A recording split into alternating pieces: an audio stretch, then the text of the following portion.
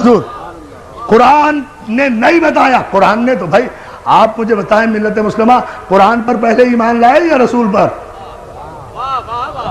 ایمان پہلے کس پر لائے؟ ایمان رسول پر پہلے لائے نا. پہلے رسول کو رسول مانا, صادق مانا, امین مانا, سچا مانا, تب اس نے جو کچھ کہا اسے آپ نے قرآن مانا. آپ کی حیثیت تو یہ ہے کہ نہ آپ نے جبریل کو آتے ہوئے دیکھا, نہ فرشتے کو جاتے ہوئے دیکھا, نہ وحی کو آتے ہوئے دیکھا.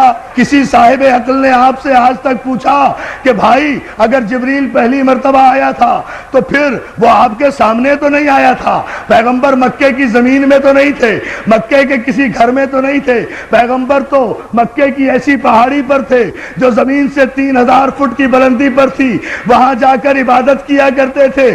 آپ ہی نے لکھا ہے,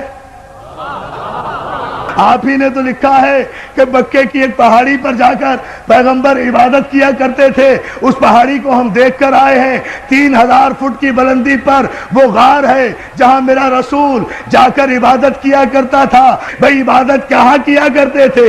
جب 40 برس کے بعد نبی بنے تو عبادت کس کی کرتے تھے؟ توجہ توجہ توجہ, یا علی یا علی, صلوات دے دینا محمد آل محمد کا. ذرا دیکھیں نا ذات تو بھائی کس کی عبادت کیا کرتے تھے, کیا پڑھا کرتے تھے؟ اور اگر خود کچھ اور پڑھتے تھے, ہم سے کہا الحمدللہ رب العالمین پڑھو. اللہ جانے یہ جملہ آپ غور فرمائیں گے یا نہیں. خود کچھ اور پڑھا کرتے تھے نماز میں, اور سارے مسلمانوں سے کہا کہ الحمدللہ رب العالمین کے بغیر کسی کی نماز ہی نہیں ہوتی. تو کیا رسول کے قانون بدلتے رہتے ہیں؟ آپ کو پتا کیسے چلا؟ یہ عبادت جو پیغمبر کیا کرتے تھے, کئی رات عبادت میں مصروف رہا کرتے تھے. آپ نے خود لکھا ساری رات عبادت کیا کرتے تھے. ایسے ہی میں فرشتہ, پورے مجمع کی توجہ ماشاءاللہ, ایسے میں فرشتہ آیا تو اور کوئی تیسرا تو نہیں تھا. جب پیغمبر عبادت کرتے تھے, بھئی جتنے بھی مسلمان ہوئے ہم سب کا احترام کرتے تھے, کرتے ہیں, کرتے رہیں گے. جتنے بھی مسلمان ہوئے, ظاہر ہے بڑی منزلت ہے ان عظیم المرتبہ انسانوں کی جو کافر سے مسلمان ہو گئے, ہم تسلیم کرتے ہیں. لیکن جتنے بھی کافر مسلمان ہوئے ہیں عزیزان محترم, وہ بقول آپ کے اعلان رسالت کے بعد مسلمان ہوئے ہیں نا. اعلان رسالت سے پہلے تو کوئی مسلمان نہیں تھا. جب مسلمان نہیں تھا تو کوئی راوی بھی نہیں تھا, کوئی روایت بھی نہیں تھی, کوئی حدیث بھی نہیں تھی, کوئی محدث بھی نہیں تھا, غار میں کوئی موقع کا گواہ بھی نہیں تھا. یا جبریل تھا, یا رسول تھا, یا پہلی آیت تھی. اب آپ نے لکھ دیا کہ یوں فرشتہ آیا, یوں اقرا کہا, یوں رسول نے کہا, میں نہیں جانتا, یوں جبریل نے بھیجا, یوں دبایا, یوں رسول کو پسینہ آیا. توجہ توجہ توجہ, حیدری. وہاں تو یا جبریل تھا یا رسول, تیسرا کوئی ہے نہیں. تو یہ سارا واقعہ راوی کو کس نے بتایا؟ جبریل نے. یہی تو فرق ہے امتی میں اور رسول میں, کہ بشر پر اگر فرشتہ نازل ہو جائے تو سانس بھی نہیں لینے دیتا. توجہ توجہ توجہ توجہ, درس دیکھے نا, زمین پر آنے کی مہلت بھی نہیں دیتا. توجہ ہے نا عزیزان محترم؟ زمین پر ہو تو آسمان پہ جانے کی نوبت نہیں دیتا, آسمان میں ہو تو زمین پر آنے کی نوبت نہیں دیتا. اور میرا رسول وہ ہے کہ جس پر 23 برس میں 23,000 مرتبہ فرشتہ نازل ہوا. سلام کرو ثبات قلب معصوم کو کہ جس کے قلب میں نہ جنبش ہوئی, نہ لغزش ہوئی, نہ حرکت ہوئی. اس لیے کہ فرشتہ جو ہے وہ بھی تو معصوم ہے نا, کہ اس وقت غار میں کوئی نہیں تھا رسول کے علاوہ اور جبریل کے علاوہ, اور پیغمبر غار سے پورے مجمع کی توجہ، پیغمبر غار سے اترنے کے بعد نہ کسی محلے میں گئے، نہ کسی دوست کے پاس گئے، نہ کسی بت پرست کے پاس گئے، نہ کسی کافر کے پاس گئے، نہ کسی مشرک کے پاس گئے۔ پیغمبر سیدھے، آپ نے لکھا ہر سیرت کی کتاب میں، ابن حشام سے لے کر شبلی نعمانی تک ہر ایک کی کتاب اٹھا کر دیکھیں، سب نے لکھا کہ پیغمبر سیدھے جناب خدیجۃ الکبریٰ کے پاس گئے ہیں، فاطمہ کی ماں کے پاس گئے ہیں، سارا واقعہ انہیں بتایا ہے کہ پہلی آیت کی شان نزول کیا تھی۔ تو میں یہ نہیں دیکھوں گا کہ راوی کیا کہہ رہا ہے، اس سے احترام رسول مجروح ہوتا ہے۔ مجھے تو یہ بتاؤ کہ خدیجۃ الکبریٰ نے کیا کہا، جو ہے بھائی، جو واقعہ بھی ہوا ہے پہلی وحی کے موقع پر، اس کا گواہ کوئی نہیں، لیکن جناب خدیجۃ الکبریٰ وہ ام المومنین بیوی ہے کہ ساری کائنات کی خواتین میں جنہیں یہ شرف حاصل ہے کہ جنہوں نے سب سے پہلے لب رسالت کو وحی کے مطابق جنبش کرتے ہوئے دیکھا اور اس کی تصدیق کی۔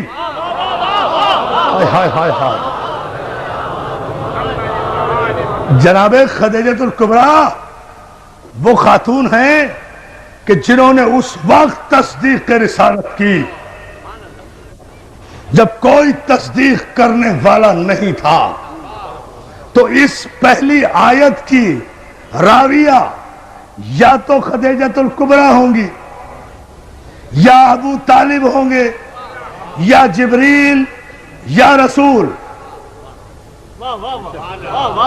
ان چاروں میں سے مجھے بتاؤ کس نے روایت کی کہ جبریل نے جب اقرا کہا تو پیغمبر نے کہا میں پڑھا لکھا نہیں ہوں؟ کمال ہے۔ آپ مجھے بتائیے کہ اگر یہاں بھی میرے پیغمبر کی تو توہین نہیں ہوئی، بھئی پیغمبر کو کہا نا جبریل نے اقرا، اگر معاذ اللہ پیغمبر نے کہا کہ میں پڑھا ہوا نہیں ہوں تو غلطی کس کی؟ بھئی مجھے پاک محرم ایسوسی ایشن کے نقی رضوی صاحب نے اور ان کے اراکین نے کہا کہ آپ نشتر پارک میں مجلس پڑھیے، انہوں نے کہا، میں نے وعدہ کر لیا، میں آ کر ممبر پہ بیٹھ گیا، مجمع اتنا ماشاءاللہ سامنے ہے، اب بیٹھ کر بولتا ہی نہیں، مجمع کہہ رہا ہے مولانا پڑھیے، میں کہوں میں بھائی ان پڑھ ہوں، میں تو پڑھا ہوا نہیں ہوں، تو سارا مجمع پاک محرم کے سر ہو جائے گا نا کہ بھائی ان پڑھ کو لا کر ممبر پہ بٹھا کیوں دیا؟ توجہ توجہ توجہ توجہ، سارا مجمع سر ہو جائے گا نا کہ جب یہ پڑھنا نہیں جانتا تھا تو اسے ممبر پر لا کر، بہت توجہ، ممبر پر لا کر بٹھایا کیوں؟ مجھے پھر بھی کچھ نہیں کہے گا، یا بلانے والے کی خطا یا بھیجنے والے کی خطا۔ بھائی یہ تو اللہ سے پوچھو کہ جب وہ پڑھنا نہیں جانتا تھا تو پھر جبریل کو بھیجا کیوں کہ پڑھو؟ اب میں جملہ کہوں گا تاریخی اور آپ کی توجہ چاہوں گا۔ جبریل کو کہا کیوں؟ جو پڑھنا نہیں جانتا تھا، تو جبریل کو بھیجا کیوں کہ جا کر کہو کہ پڑھو؟ تو بات کس پر آ رہی ہے؟ خدا کے لیے شریعت اور معصوم کے فلسفے کو سمجھو۔ پہلی آیت ہی کی معنی و مفاہیم جن کے سمجھ میں نہیں آئے اور شان نزول سمجھ میں نہیں آیا، انہیں کیا پتا کہ شریعت کیا ہے اور بادشاہت کیا ہے؟ صلوات علی محمد آل محمد۔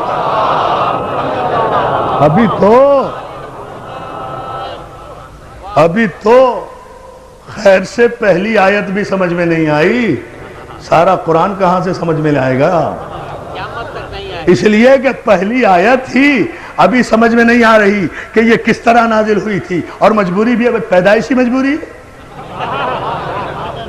اس میں کوئی قصور بھی نہیں ہے، ان کا بھی کوئی قصور نہیں، ہم تو بڑے ادب کے ساتھ کہہ رہے ہیں، اس میں کوئی قصور بھی نہیں، بات صرف اتنی ہے، مسئلہ صرف اتنا سا ہے، سمجھ لیجئے، بات واضح ہو جائے گی۔ بات میرے عزیز دوستو صرف اتنی سی ہے کہ اللہ جن معصومین اور معصوم انبیاء کی پرورش کرنے والوں کو منتخب کر لیتا ہے نا، ان کے نقش قدم کو بھی شریعت بنا دیتا ہے، ان کے نقش قدم کو بھی شریعت بنا دیتا ہے. مجھے بتائیے نا، کعبے میں جتنی شریعت جاری ہے نقش قدم ہے نا معصوم کا؟ یہی گفتگو چھوڑی تھی نا. کعبے میں جتنی شریعت جاری ہے، یہ سارے جتنے ارکان حج آپ کر رہے ہیں، یہ جتنی صحیح کر رہے ہیں، یہ صفا و مروہ کے درمیان جا رہے ہیں، یہ 3 شیطانوں کو پتھر مار رہے ہیں. اگر بغیر سوچے سمجھے مار رہے ہیں تو یہ پتھر آپ ہی پہ پڑ رہے ہیں. توجہ توجہ توجہ توجہ توجہ، صلوات بھیجیں بآواز بلند.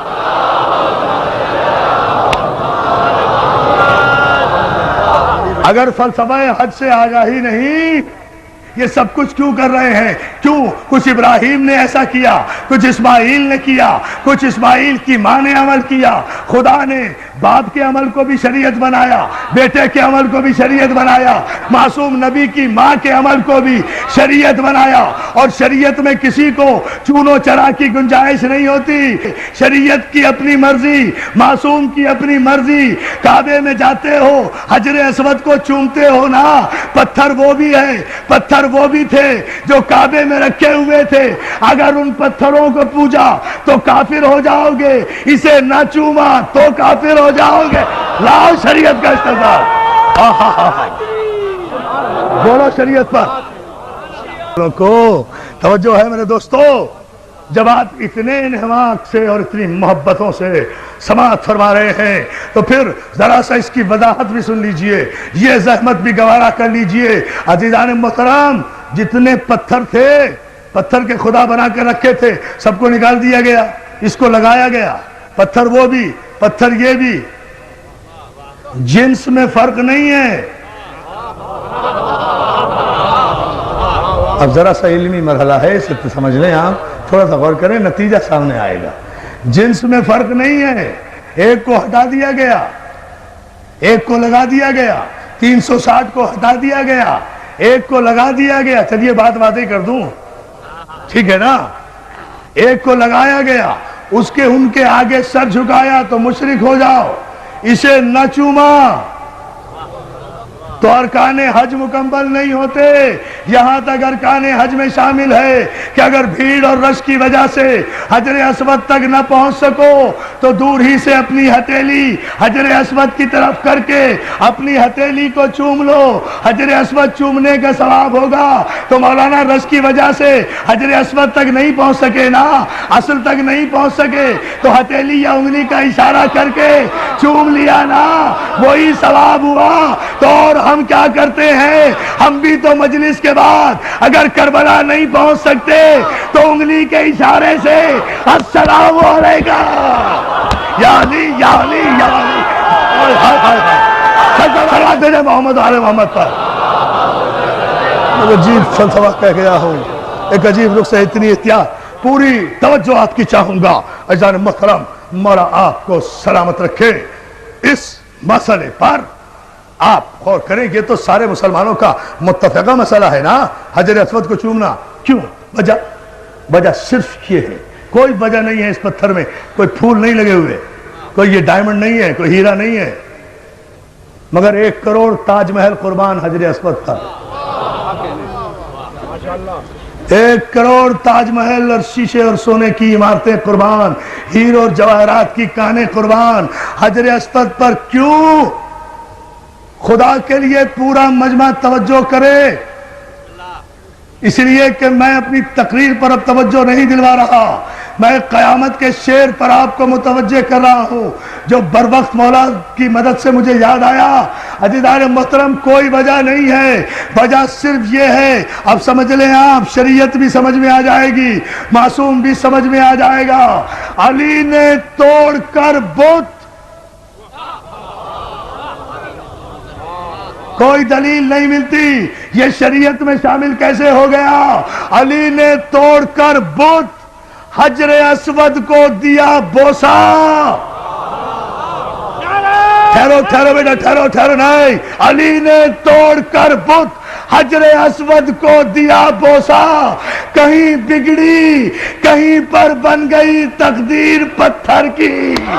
یا علی یا علی یا علی.